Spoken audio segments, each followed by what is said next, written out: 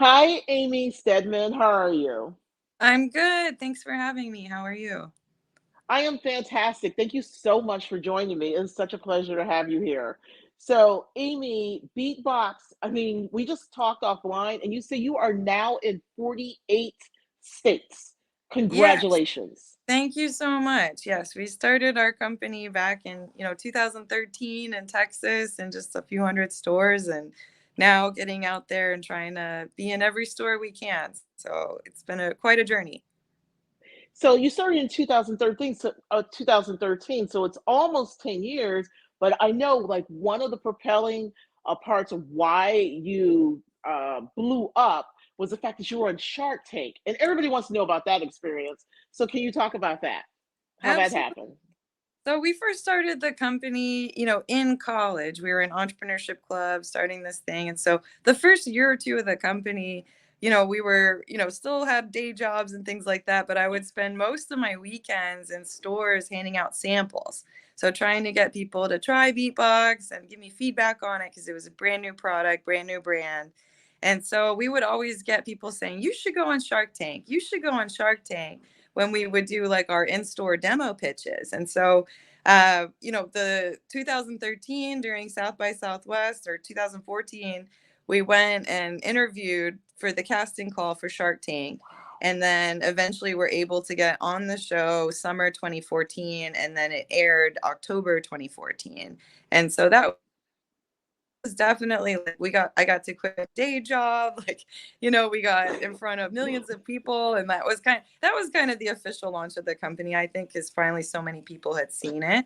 But for three people that were brand new to the alcohol industry, it was definitely quite a journey to turn that exposure into business success. So, when you first launched your company, how many flavors did you have? Well, we actually launched with just one flavor, which is our original blue raspberry, which is what you'll see on Shark Tank, is Mark Cuban's favorite and Oh, probably why he chose to invest.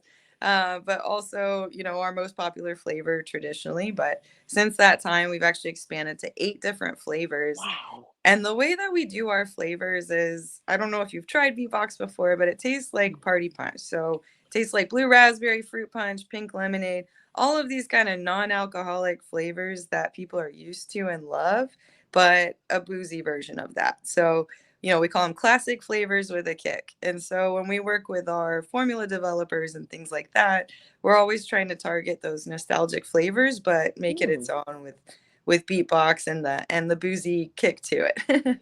Okay, when you say boozy kick to it, exactly what kind of spirit are you using in the beatbox products? Yeah, so beatbox is made with orange wine, and so it's wine Mm. made out of actual orange peels and things like that. I know there's some other orange wines that are out there that are not actually made from oranges, but it's actually made from oranges. And when we get it, it looks kind of like vodka. It's clear, it has like a very neutral flavor. And so that's why, we can add that booziness without changing the flavors too much, and they still stay true to that nostalgic flavor that you're used to.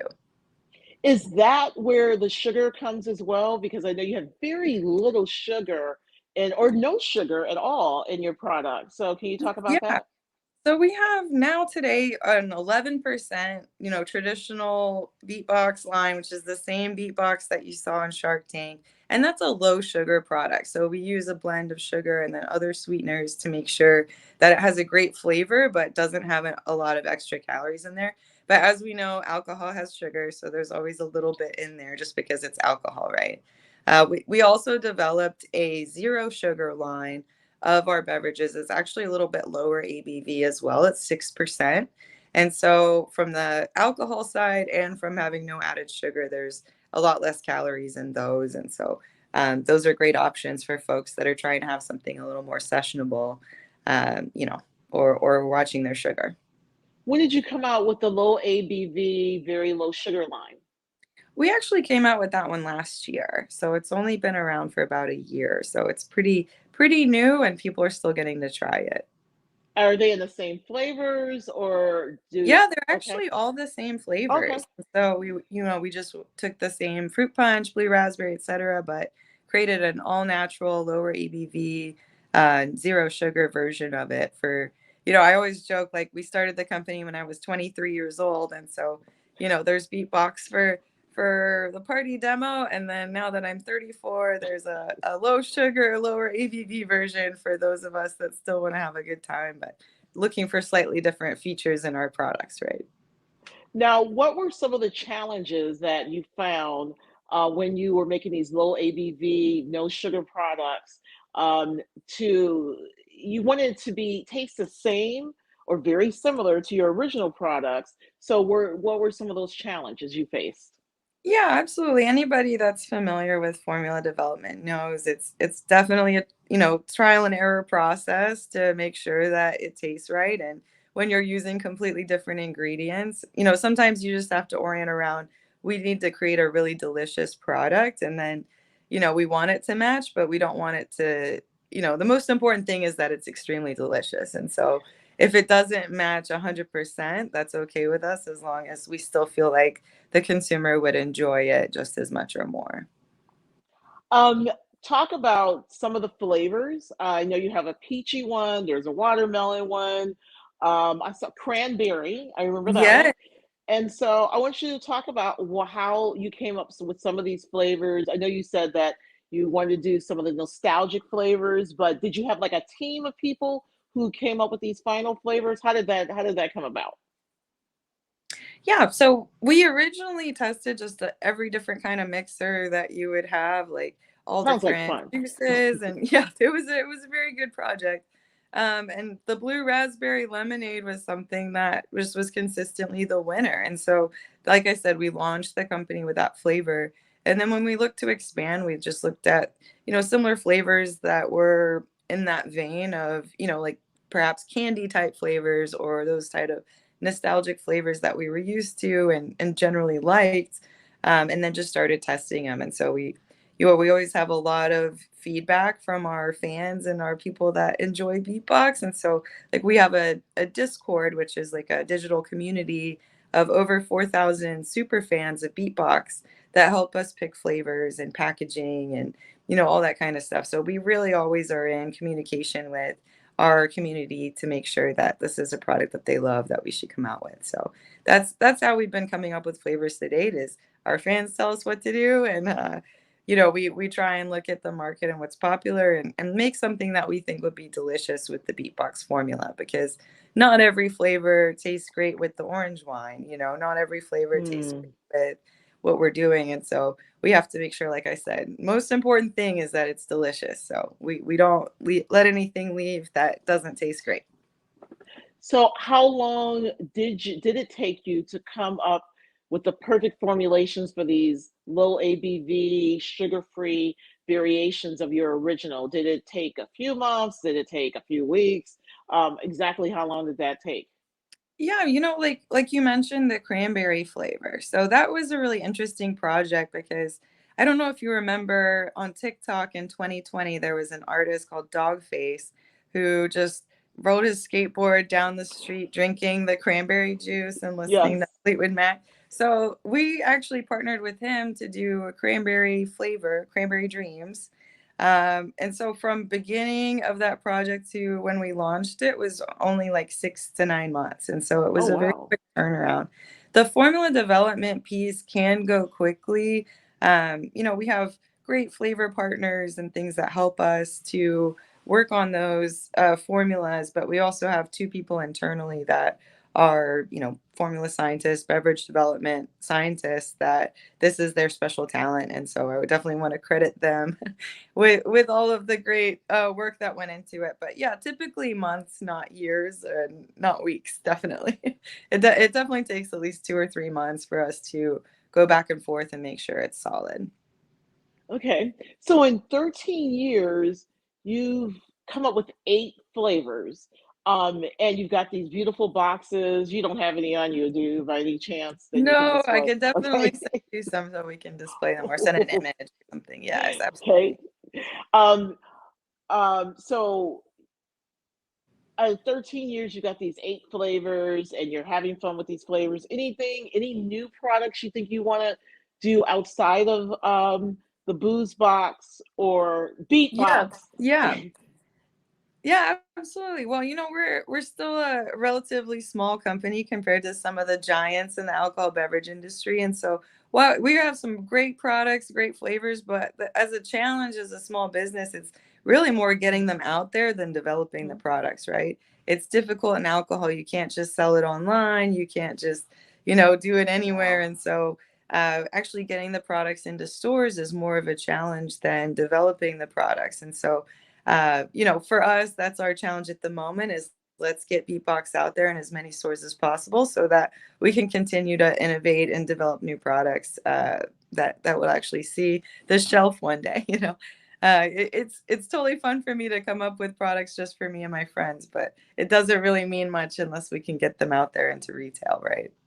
Well, you just said that that was one of the challenges getting into the retail stores. Yeah. What exactly, why were you having challenges there? Was it because there's a lot of competition out there? What exactly happened there? Absolutely. Yeah, the alcohol beverage space is one of the most competitive spaces. Absolutely.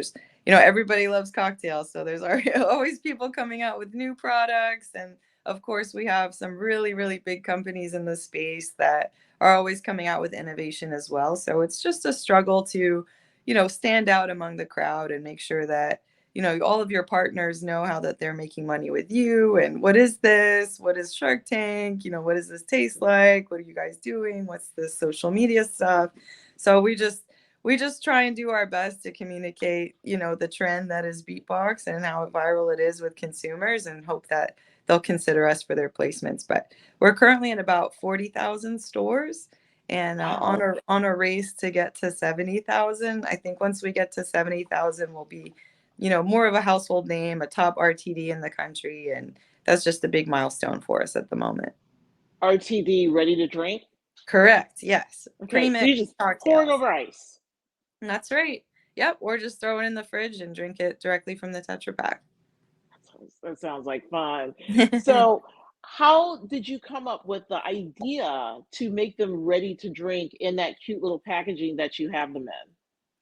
Yeah, so, we started the product, like you said, almost 10, 11 years ago when we started thinking about it. And so we were drinking boxed wine at tailgates, floating the river, at parties.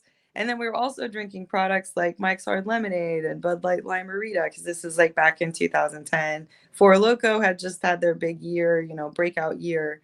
And so we were thinking, why has nobody put a millennial or next gen version of boxed wine in this packaging? Because the boxed wine was really popular not because of the actual drinks but because of the packaging.